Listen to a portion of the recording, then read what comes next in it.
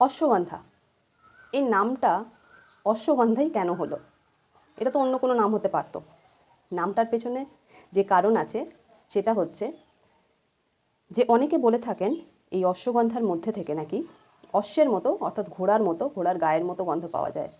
আবার মতান্তরে অনেকে এটাও বলেন যে এই অশ্বগন্ধা সেবন করলে অর্থাৎ খেলে রেগুলার যদি অশ্বগন্ধা খাওয়া হয় তাহলে ঘোড়ার শরীরে যেরকম বল, যেরকম স্ফূর্তি, যেরকম তেজস্বিতা আছে সেই জিনিস মানুষের শরীরেও চলে আসে, তাই এর নাম অশ্বগন্ধা। এটা তো গেল ইন্ট্রোডাকশন।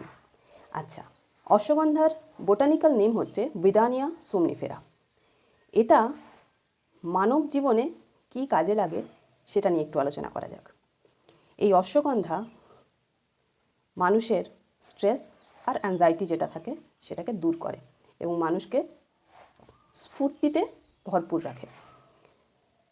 এই অশ্বগন্ধা খেলে অনিদ্রা, অর্থাৎ অনেক সময় হয় দেখবে রাত্রিবেলা ঘুমোচ্ছ, ঘুম হয়তো হয়েছে, ঘুমিয়ে পড়েছো, হঠাৎ করে ঘুমটা ভেঙে গেল, আর ঘুম আসতে চাইছে না এবং সারা রাত এপাশ ওপাশ ধপাস এরকম করতে করতেই সারা রাত কেটে গেল, সকালের আলো দেখা দিল এবং উঠে আমাদেরকে সঙ্গে সঙ্গে কাজে ফিরতে হলো।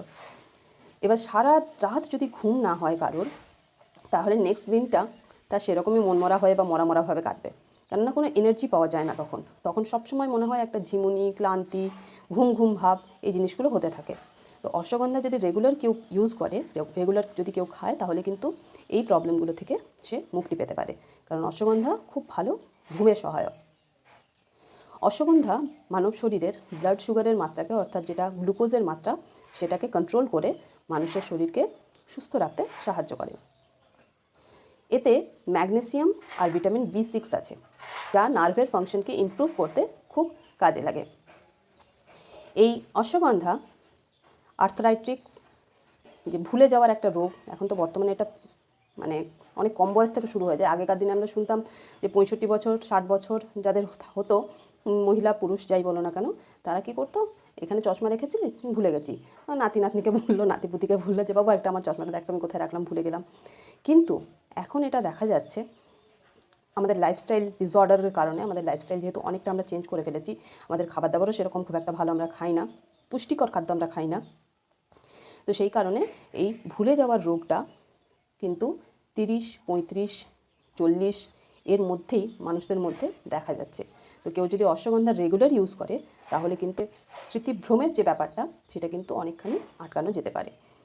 আর কি, এর মধ্যে এমন কিছু উপাদান আছে যেগুলো ট্রাইগ্লিসারাইডস আর কোলেস্টেরলের মাত্রাকে কম করে হার্টের হেলথকে খুব ভালো ইমপ্রুভ করে, অর্থাৎ হার্ট হেলথে অশ্বগন্ধা খুব গুরুত্বপূর্ণ একটা ভূমিকা পালন করে।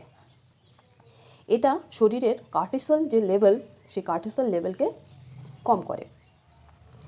এটা কি করে, ছেলেরা শারীরিক পরিশ্রম করো এবং যারা মাসলস বিল্ড করতে চাও, তারা কিন্তু অতি অবশ্যই অশ্বগন্ধা নিতে স্টার্ট করে দাও, কেননা শরীরের বিভিন্ন হরমোনকে অশ্বগন্ধা বিভিন্নভাবে পুষ্টিগুণ দিয়ে তোমাদের শারীরিক বৃদ্ধি এবং শারীরিক ক্ষমতা বৃদ্ধি করতে সহায়ক ওষুধ হিসেবে বা সহায়ক হিসেবে কাজ করে। অনেক সময় দেখা যায় যে মানসিক কিছু কিছু ডিসঅর্ডার, মেন্টাল ডিসঅর্ডার যেটাকে বলা হয়, সেই মেন্টাল ডিসঅর্ডারকে এই অশ্বগন্ধা রিডিউস করতে পারে। এছাড়াও অশ্বগন্ধার আরও বেশ কিছু উপকারিতা আছে, যদি অশ্বগন্ধা রেগুলার কেউ খেয়ে থাকো তারা জানবে। কারণ আমি আমার প্রথম ভিডিওতেই বলেছিলাম যে আয়ুর্বেদ শুধুমাত্র শুনলাম, স্কিপ করে গেলাম, বেরিয়ে চলে, এইসব ভেবে অনেকে ছেড়ে দেয়।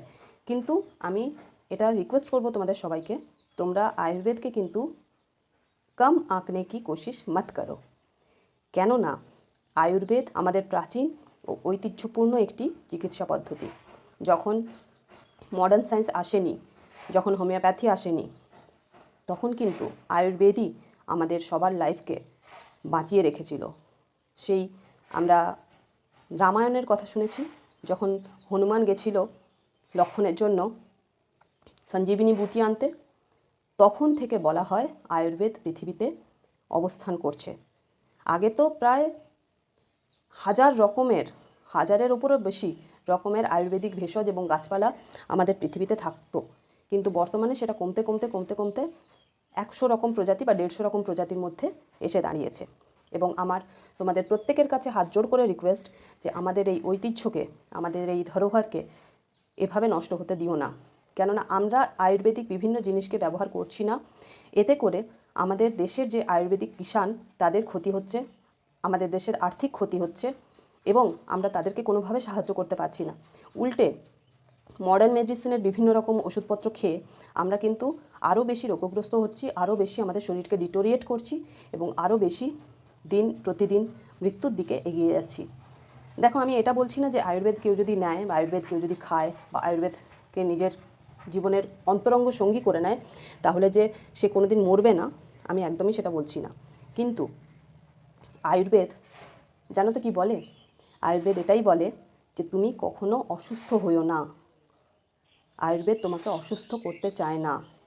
আর ইন কেস কোনো কারণবশত যদি তুমি অসুস্থ হয়ে গিয়ে থাকো, তাহলে যে রোগ তোমার শরীরে বাসা বেঁধেছে সেই রোগকে একদম সমূলে উপড়ে ফেলার জন্য আয়ুর্বেদ চেষ্টা করে এবং তাতে সফলও হয়।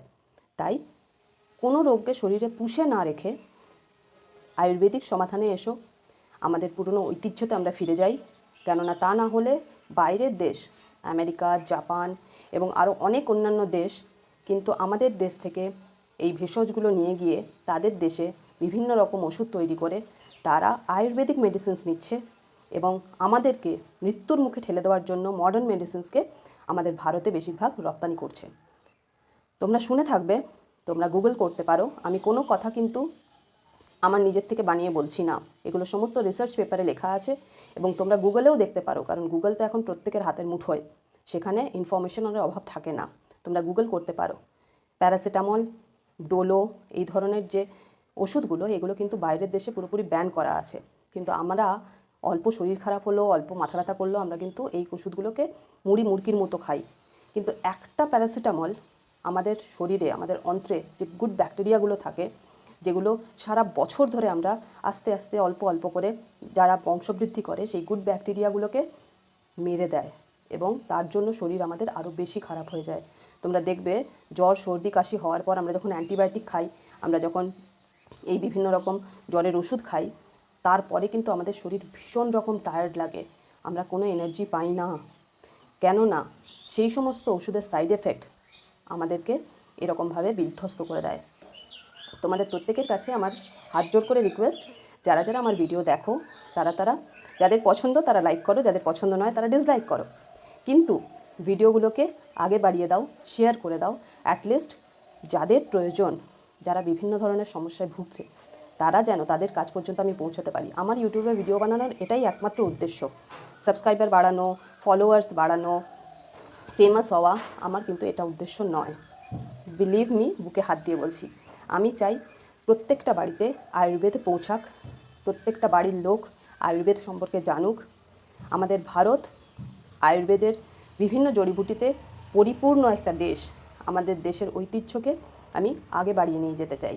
তাই এটা করার জন্য তোমাদের সবার সহযোগিতা লাগবে, কারণ এই ইউটিউব, ফেসবুক, এই সমস্ত সোশ্যাল মিডিয়াই একমাত্র পারে একটা জিনিসকে অনেকজনের কাছে পৌঁছে দিতে।